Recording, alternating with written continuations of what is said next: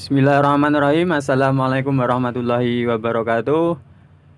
Semangat pagi. Sebelumnya perkenalkan, nama saya Ansor Zulija dengan NIM 2052113136 kelas MBS 2H, yang mana dalam kesempatan video kali ini saya ingin memenuhi tugas ulangan akhir semester mata kuliah Islam Budaya Jawa, di mana saya mengambil tema ataupun materi yaitu makna sosial uang dalam komunitas.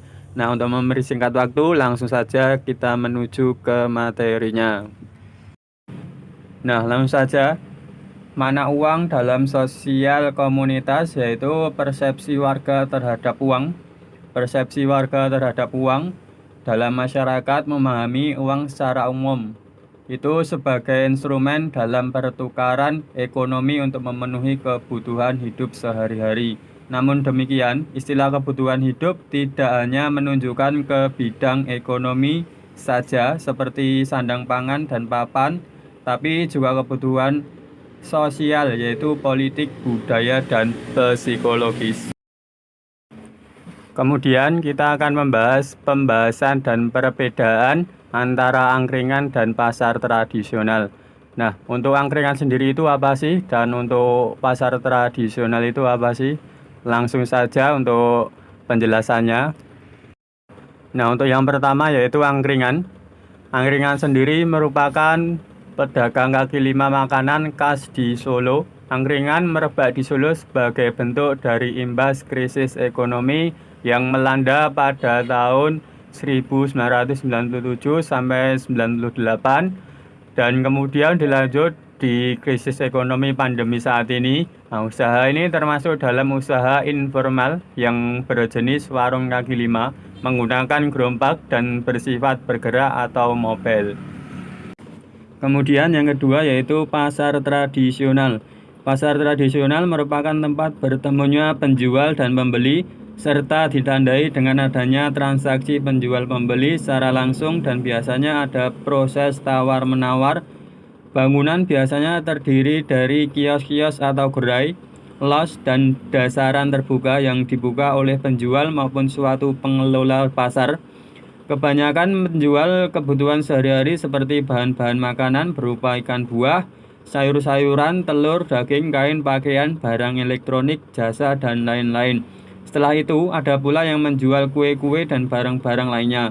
Pasar seperti ini masih banyak ditemukan di Indonesia, pada umumnya terletak dekat kawasan perumahan agar memudahkan pembeli untuk mencapai pasar.